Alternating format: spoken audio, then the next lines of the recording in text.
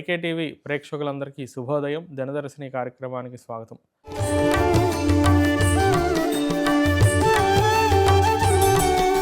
ఆరోగ్యం పద్మబంధుర్వితరతు నితరాం సంపదం శీతరశ్మి భూలాభం భూమిపుత్రః సకలగుణయుతాం వాగ్విభూతించ సౌమ్యః సౌభాగ్యం దేవమంత్రీరిపుభయశమనం భార్గవः శౌర్యమార్కిः దీర్ఘాయుస్సైంహికేయః విపులతరైసః కేతురాచంద్రతారం అరిష్టాని ప్రణశ్యంతు దురితాని భయాని చ శాంతిరస్తు శుభం మేస్తు గ్రహాః కుర్వంతు మంగళం. 12వ తారీఖు డిసెంబర్ నెల పంచాంగ విశేషాలు తెలుసుకుందాం. ఈ రోజున మార్గశిర మాసం బహుళపక్షం అష్టమి తిథి మధ్యాహ్నం 2:57 వరకు ఉన్నది. శుక్రవారం ఉత్తరా నక్షత్రం రాత్రి తెల్లవారితే 5:47 మటుకు. ప్రీతి యోగం మధ్యాహ్నం 11:07 వరకు. కౌలవ కరణం మధ్యాహ్నం 2:57 మటుకు. తదుపరి తైతుల కరణం రాత్రి తెల్లవారితే 3:43 వరకు ఉన్నది. వర్జ్యం మధ్యాహ్నం 11:39 నుంచి 1:23 మటుకు. ఉదయం దుర్ముహూర్తం 8:43 నుంచి 9:27 వరకు ఉన్నది. రెండవ దుర్ముహూర్తం మధ్యాహ్నం 12:23 నుంచి 1:07 మటుకు. అమృత ఘడియలు రాత్రి 10:01 నుంచి 11:44 మటుకు. విజయవాడ ప్రాంతానికి సూర్యోదయం ఉదయం 6:30కి, సూర్య అస్తమయం సాయంత్రం 5:32కి. చంద్రోదయం రాత్రి తెల్లవారితే 12:51, చంద్ర అస్తమయం మధ్యాహ్నం 12:21కి. దిన ప్రమాణం 11:02 ఉన్నది. ఇవాళ రోజున శుభ సమయం ఉదయం 6:50. అట్లాగే ఇవాళ అనధ్యయనం కూడా ఉన్నది. సిజేరియన్కి తయారయ్యే వారి కోసం ఉత్తరా నక్షత్రం మకర లగ్నం ఉదయం 9:45 నుంచి 10:15 మటుకు అనుకూలంగా ఉన్నది. ఇవాళ రోజున గోచార అంశాలు మనం చూసినట్లయితే కనుక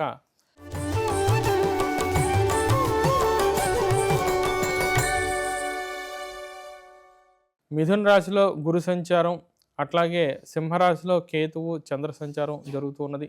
వృశ్చిక రాశిలో రవి బుధ శుక్రుల యొక్క సంచారం, ధనుస్సు రాశిలో కుజ సంచారం, కుంభంలో రాహు సంచారం, మీనంలో శని సంచారం జరుగుతున్నది. గోచారం రీత్యా ద్వాదశ రాశుల యొక్క ఫలితాంశాలు తెలుసుకుందాం. ముందుగా మేషరాశి.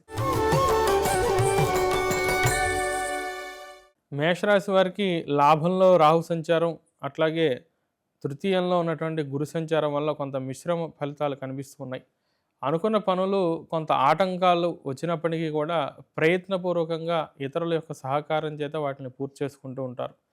అష్టమంలో బహుగ్రహ సంచారం వల్ల కొంత ఈ వారం అంతాను కూడా పనుల్లో డిస్టర్బెన్సెస్ ఉండటం, ఆటంకాలు రావటం, అనుకున్న పనులన్నీ డిలే అవుతూ ఉండటం, ఇతరుల యొక్క సహకారం లేకుండా మనం ఓన్గా పూర్తి చేయలేమా అన్నటువంటి ఒక సెల్ఫ్ కాన్ఫిడెన్స్ తగ్గటం, ఇవన్నీ కూడా గమనించవచ్చు. ఇష్టదైవాన్ని తరచూ ఆరాధన చేస్తూ ఉండండి.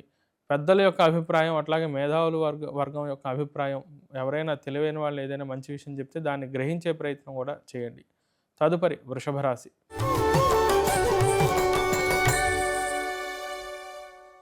వృషభ రాశి వారికి ద్వితీయ సప్తమాల్లో ఉన్న గ్రహ సంచారం వల్ల మిశ్రమ వాతావరణం కనిపిస్తున్నది. ప్రత్యర్థులతో కొంత ఇబ్బందులు ఎదురవుతూ ఉంటాయి. భాగస్వామి వ్యాపారం చేసేవారికి, అట్లాగే పై అధికారులతో ఏదైనా సమస్యలు ఉన్న వారికి కూడా అవన్నీ కొంత పరిష్కరింపబడడానికి ఆలస్యం అయ్యే పరిస్థితులు కనిపిస్తూ ఉన్నాయి. అష్టమంలో కుజ సంచారం వల్ల ఆరోగ్య విషయంలో బహు జాగ్రత్తలు తీసుకుంటూ ఉండాలి. ఈ మాసమంతాను కూడా కుజుడి నిమిత్తంగా దానం ఇవ్వటం అనేది మంచిది. ద్వితీయంలో గురు సంచారం, అట్లాగే ఇక్కడ దశమంలో రాహు సంచారం, లాభంలో శని సంచారం వల్ల ఆర్థికంగా మటుకు ఇబ్బందులు లేకుండా పని ముందుకు సాగిపోతూ ఉంటుంది. కానీ ఎదుటి వ్యక్తులతో మనస్పర్ధలు కానీ ఆరోగ్య విషయంలో కానీ కొంత ఇబ్బందులు ఎదురవుతూ ఉంటాయి. తదుపరి మిథున రాశి.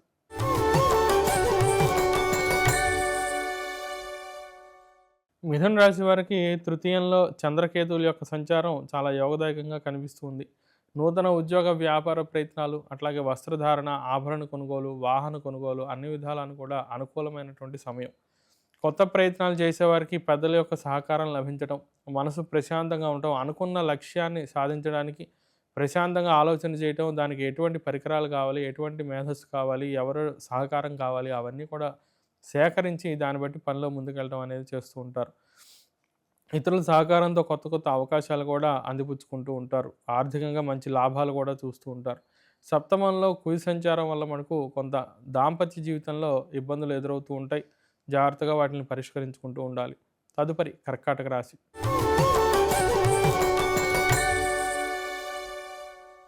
కర్కాటక రాశి వారికి ఆరోగ్యపరంగా, ఆర్థిక పరంగా కొంత ఇబ్బందులు ఎదురయ్యే పరిస్థితులు కనిపిస్తూ ఉన్నాయి. వ్యయంలో గురు సంచారం, ద్వితీయంలో చంద్రకేతువుల యొక్క సంచారం. కుటుంబంలో కానివ్వండి, వ్యాపారంలో కానివ్వండి, ఉద్యోగంలో కానివ్వండి పరిస్థితులు ఎలా ఉంటాయంటే అన్నీ కూడా ఏదో కట్టడి చేసినట్టుగా, ఏ అడుగు వేయలేనట్టుగా, అన్ని విధాల ఆటంకాలు ఉండేటట్టు, ఒక నిర్ణయం తీసుకోలేనటువంటి అస్థిమిత భావన అనేది బాగా కలుగుతూ ఉంటుంది. అయితే షష్టంలో ఉన్నటువంటి కుజ సంచారం, పంచమంలో ఉన్న శుక్ర సంచారం వల్ల బుద్ధిబలం బానే ఉంటుంది కాబట్టి కొంత జాగ్రత్తగా, ప్రశాంతంగా మీరు కనుక ఆలోచన చేయగలిగినట్లయితే మంచి ఉపాయం, మంచి మార్గం మీకు లభిస్తుంది. శత్రు బాధల నుంచి బయటపడగలుగుతారు. రుణ సమస్యల నుంచి కూడా బయటపడే ఆలోచనలు చేస్తూ ఉంటారు. ఆర్థికంగా పుంజుకోవడానికి మటుకు కొంత సమయం పడుతుంది. తదుపరి సింహరాశి.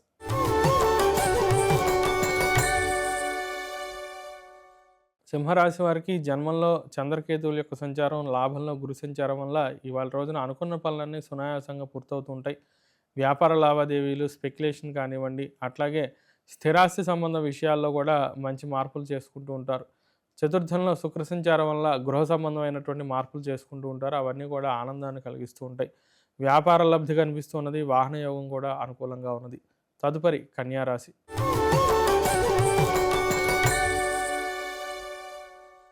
కన్యా రాశి వారికి వ్యయంలో చంద్ర సంచారం, అట్లాగే చతుర్థంలో కుజ సంచారం, ఈ 4 కేంద్రాల్లోనూ కూడా గ్రహ సంచారం కొంత ప్రతికూలంగానే ఉన్నదని చెప్పాలి. అన్ని పనులు కూడా ముందుకు వెళ్ళినట్టుగా అనిపిస్తూ ఉంటుంది కానీ ఏ పని ముందుకు సాగదు. కాలం గడిచిపోతూ ఉంటుంది. కానీ అనుకున్నటువంటి రిజల్ట్స్, ప్రోగ్రెస్ మనం చూడలేదే అనే ఒక డిస్సాటిస్ఫాక్షన్ బాగా ఉంటుంది. సరైనటువంటి నిర్ణయాలు తీసుకోకపోవడం, సరైనటువంటి ఆలోచన చేయకపోవడం వల్ల కొంత ఇబ్బంది పడుతూ ఉంటారు. గతంలో తీసుకున్నటువంటి తప్పుడు నిర్ణయాలకి ఇప్పుడు కొంత ఇబ్బందులు ఎదురవుతూ ఉంటాయి. అవన్నిటిని కూడా తట్టుకుని ముందడుగు వేయవలసి వస్తుంది. తదుపరి తులారాశి.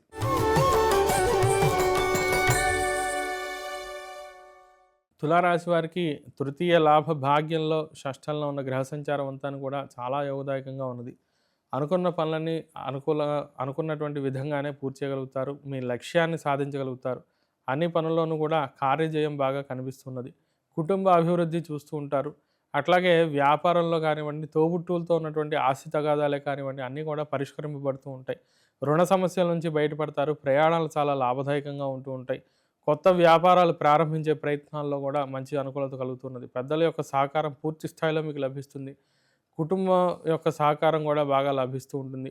విద్య, ఉద్యోగం, వైద్య సంబంధంగా మంచి మార్పులు చోటు చేసుకుంటూ ఉంటాయి. ఆర్థిక స్థితిగతులు కూడా బాగా అభివృద్ధి పడుతూ ఉంటాయి. తదుపరి వృశ్చిక రాశి.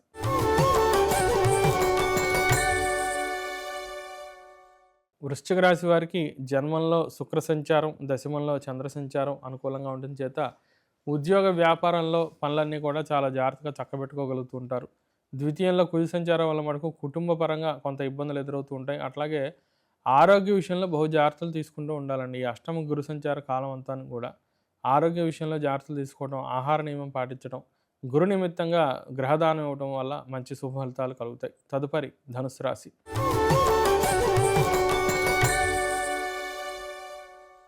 ధనుసు రాశి వారికి ఆదాయం తక్కువ, అట్లాగే వ్యయం ఎక్కువగాను కనిపిస్తున్నది.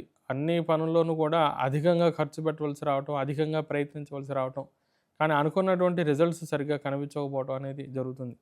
సప్తమంలో గురు సంచారం వక్రించి ఉన్న కారణం చేత వ్యాపారస్తుల్లో చాలా జాగ్రత్తలు పాటిస్తూ ఉండాలి. అట్లాగే ఈ పార్ట్నర్షిప్ వ్యాపారం చేసేవారు కూడా బహు జాగ్రత్తలు పాటిస్తూ ఉండాలి. ఇక్కడ కుజ గురులు ఇద్దరు కూడా సమసప్తక స్థితి, అంతాను కూడా ఒక పోటాపోటీ వ్యవహారంగా ఉంటుంది. పనుల్లో కొంత వైక్లభ్యాలు, ఉద్రిక్త స్వభావాలు కూడా ఎదురవుతూ ఉంటాయి.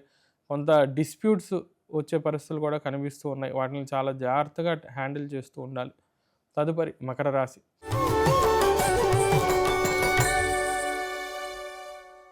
మకర రాశి వారికి దైవానుకూలత తక్కువగా ఉన్నప్పటికీ ప్రయత్నపూర్వకంగా పనులన్నీ కూడా సాధించుకుంటారు. లాభంలో 3 గ్రహాల యొక్క సంచారం చేత ఆటంకాలు ఎన్ని ఎదురైనా కూడా అందరి యొక్క అనుగ్రహంతో, మీ యొక్క తపనతో, తాపత్రయంతో పనులు పట్టుదలతో పూర్తి చేస్తూ ఉండటం, మంచి లాభాలు చూడటం అనేది జరుగుతూ ఉంటుంది.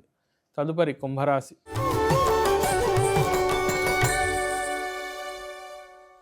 కుంభరాశి వారికి దశమ లాభాలు, అట్లాగే పంచమంలో గ్రహ సంచారం అనుకూలంగా ఉన్నది. సప్తమంలో చంద్ర సంచారం కూడా అనుకూలం చేత ప్రయాణాలు చాలా లాభదాయకంగా ఉంటూ ఉంటాయి. విదేశీ ప్రయత్నాలు, విద్యా వ్యాపార సంబంధ ప్రయత్నాలు, నూతన ఉద్యోగ వ్యాపార ప్రయత్నాలు అన్నిటాను కూడా అనుకూలత బాగా కనిపిస్తున్నది. దీర్ఘకాలిక ప్రణాళికలు వేసుకోవడానికి చాలా అనుకూలమైనటువంటి సమయం. కాలాన్ని సద్వినియోగం చేసుకుంటే మంచి సత్ఫలితాలు చూస్తారు, ఆర్థికంగా అయినా ఉద్యోగపరంగా అయినా. తదుపరి మీనరాశి.